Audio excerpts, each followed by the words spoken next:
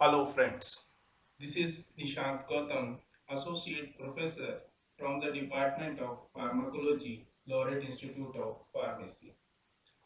After the successful discussion of this chapter, tissue level of organization, in its previous two parts, today we will continue its third part for more detailed description to get the advanced knowledge about tissues. So let us start the topic. Then, in continuation to the types of epithelium tissues, the another kind of epithelial tissue is the glandular epithelium tissue. So, what are the glandular epithelium tissue? The glandular epithelium tissues is composed of the cells that produce and secrete the substances. Actually, the epithelial cells that makes and secrete a product from the glands. That product is considered as a signaling substances. Finally, the substance or the product of these glands are aqueous, means water-based fluid that usually contains the protein. So, this is the formation of these substances by these cells in the glandular epithelium tissues. But what is the process of secretion? Secretion is the process whereby gland cells obtain the needed substance from the blood and transform them chemically into a product that is then discharged from the cells. In this way, the glandular epithelium tissue forms the substance or the water-based product that contains the protein and makes its secretion. Now, let us go through the classification of glandular epithelium tissues. Mainly, on the two bases, the glandular epithelium tissues are classified. And the first basis of the classification is the site of product release. It is further categorized into the two. The first is the endocrine glands. Actually, these are the internally secreting glands. These glands secrete the products into tissues, fluid, or the blood. For example, hormones. The second of this is the exocrine glands. These are the externally secreting glands. These glands secrete the product into the ducts, for example, sweat gland. Then the second basis of the classification of glandular epithelium tissue is the relative number of cells forming the gland. Further, it is categorized into two. The first is the unicellular glands. For example, the goblet cells. The structure and the structural organization of the goblet cells we discussed earlier. Then the second class is the multicellular glands.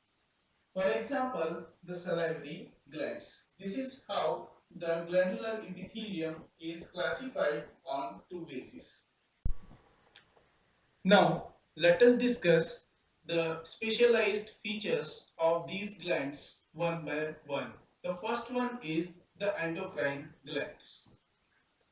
These endocrine glands lay ducts, so they are often referred to as ductless glands. Further, they secrete directly into the tissue fluid that surrounds them. More specifically, endocrine glands produce messenger molecules called as the hormones. The hormones means exciters, which they release into the extracellular space. In addition to this, these hormones then enter nearby capillaries and travel through the bloodstream to specific target organs, which are commonly far removed from the endocrine gland that produces the hormone. Each hormone signals its target organ to respond in some characteristic way. For example, endocrine cells in the intestine secrete a hormone that signals the pancreas to release the enzyme that help the digestion of the meal. Further, it is considered that most of the endocrine glands are derived from the epithelia, but some are derived from the other tissues. Then let us go through the features of the second kind of the glandular epithelium, that is the exocrine glands. The exocrine glands are numerous and many of their products are familiar ones. All exocrine glands secrete their products onto body surfaces like skin or into body cavities such as digestive tubes. Whereas multicellular exocrine glands have ducts. They carry their product to the epithelial surfaces. In addition to this, the activity of an exocrine secretion is local. That is, the secretion acts near the area where it is released. This is the very important point. The activity of exocrine secretion is local. Only they act near the area where it is released. Then exocrine glands are considered a diverse group because they include many types of mucus secreting glands, the sweat gland and oil glands of the skin. In case of the salivary gland of the mouth and liver, where the secrete bile. In case of the pancreas, secretes digestive enzymes. In case of mammary glands, they help to secrete the milk and many others. Further, these exocrine glands are classified into the two categories. They can be unicellular exocrine gland and or the multicellular exocrine glands. So let us discuss one by one. The first one is the unicellular exocrine gland. These are the only important unicellular glands are mucous cells and goblet cells. The information of the goblet cells already we have discussed, but in this diagram there is a clear picture in the three-dimensional way of the goblet cell we will discuss later. Then these unicellular exocrine glands found in the epithelial linings of intestinal and respiratory tract. In addition to this, all produces mucin, which is a sugar protein that can dissolve in water to form mucus, which is a slimy protective lubricating coating. Now come to the discussion of this goblet cells. Just focus on this three-dimensional structure of goblet cell. This one is the unicellular exocrine gland part, that is the goblet cell. Just above the cell there is a structure called as the microvilli. Then in the goblet cell, the specialized vesicles are there. They are called as the secretory vesicles. They contain the mucin. That is the sugar protein. Then the goblet cell contains the Golgi body apparatus, the rough endoplasmic reticulum, and the nucleus. This is the structure of the goblet cell, and it performs the secretion of the mucin. Then the second kind of exocrine gland is the multicellular exocrine glands. These multicellular exocrine glands are composed of a duct and a secretory unit. These multicellular exocrine glands usually surrounded by supportive connective tissues that supplies blood and nerve fibers to the gland. Then these connective tissues can form capsule around the gland and also extend into gland or dividing into the two lobes. Then these multicellular exocrine glands are further categorized into the two categories on the basis of their structure and on the basis of the mode of their secretion. Now, let us discuss about the classification of multicellular exocrine glands on the basis of their structure. The first one is the simple multicellular exocrine glands. These are the exocrine glands communicate with the surface through one unbranched duct. But the another kind, that is the compound multicellular exocrine gland, that communicates with the surface through a branched ducts. Then the third one is the tubular multicellular exocrine glands. These glands are epithelial lined tubes. In a tubular gland, secretory cells form a duct. Then the fourth one is the alveolar multicellular exocrine glands, also considered as acinar. These glands are having the secretory cells from a sac, that is they have a sac like endings.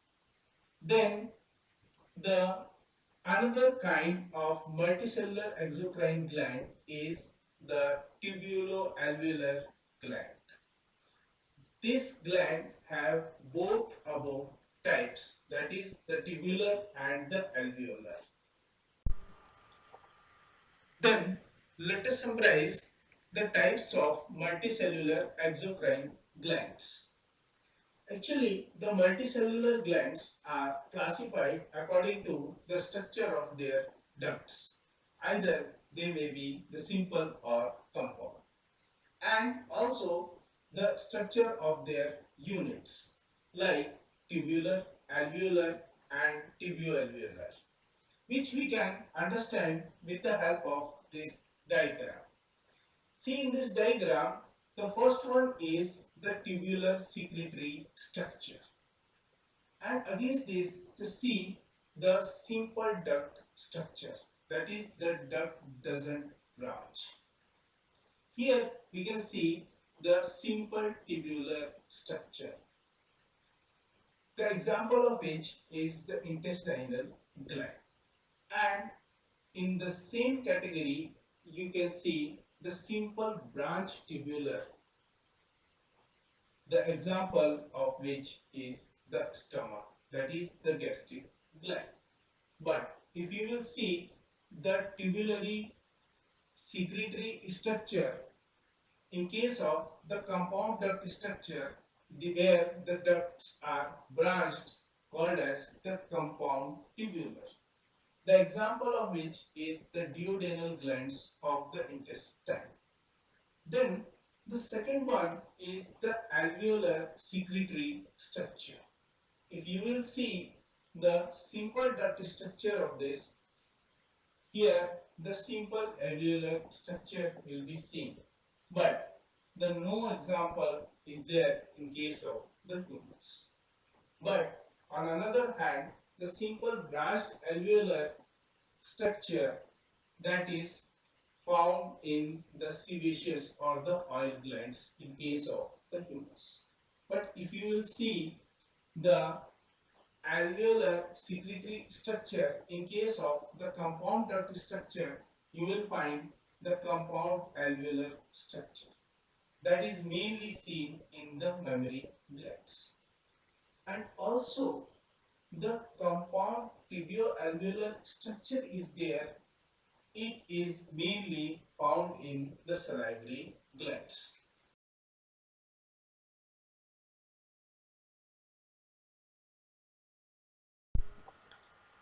Thus, on the basis of this classification, the exocrine glands are classified, and with the help of this table, we can easily understand the type, characteristics, and the example of these different type of the exocrine glands. Let us go through the types of these exocrine glands one by one. The first one is the unicellular glands. The main characteristics of this unicellular gland that it is having a single secretory cell. For example, mucus secreting goblet cells. The second one is the multicellular glands. The main characteristic of this multicellular glands that it consists of many cells. Then the another kind of exocrine gland is the simple glands.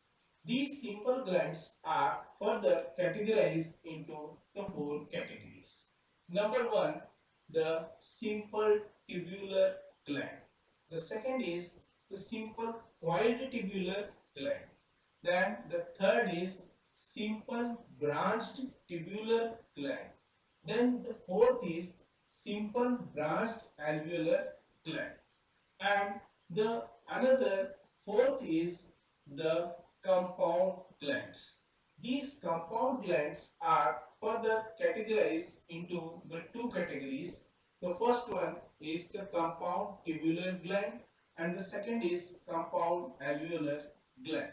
So likewise, these are the different types of exocrine glands with their characteristics. Just give the time and go through this simple table. You can easily memorize the characteristics, types, and the example of the exocrine glands.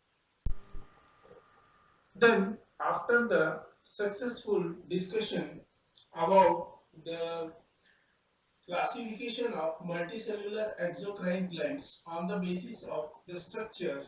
Now let us go through the classification of multicellular exocrine glands on the basis of their mode of secretion. So on the basis of mode of secretion, they are categorized as the first category is called as the merocrine multicellular exocrine gland.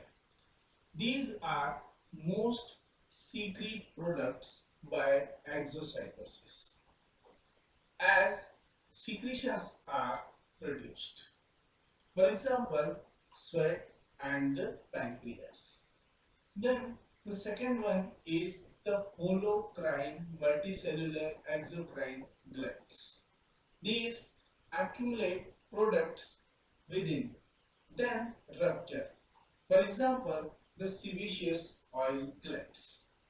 Then the third one is the apocrine multicellular exocrine glands. These accumulate the products within, but only apex ruptures. Whether this type exists in humans is controversial, maybe in mammary cells.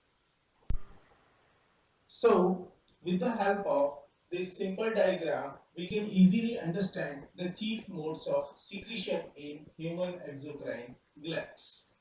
See here in this diagram, the first diagram, the mesocrine glands secretes their products by the process of exocytosis.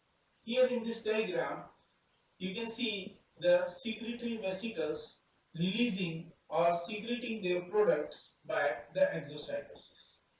Where on another case, in case of the holocrine glands, the entire secretory cells get ruptures so that they are releasing the secretins and the dead cell fragments. Here see the secretory cell fragments are there. So this is how both the glands in case of the human beings they are producing their secretion. So here for your revision purpose, again I am giving some of the diagram which will make you the easier to remember about the chief mode of secretion in the human exocrine glands. That already we studied. The first one is the merocrine glands. They release the fluid through exocytosis. For example, the salivary glands. The another was that we studied, that is the holocrine glands. They secrete the entire cell full of the secretory products. For example, the sebaceous gland. Then the third one is the apocrine glands. They release the cellular product by pinching off the free end of the cell. For example, the mammary glands. So these are the simple diagrams by which you can easily remember the chief mode of secretion in human exocrine glands. So that's all for the day. We will continue the same chapter tissue in its part 4. Till then, revise the topic from the book.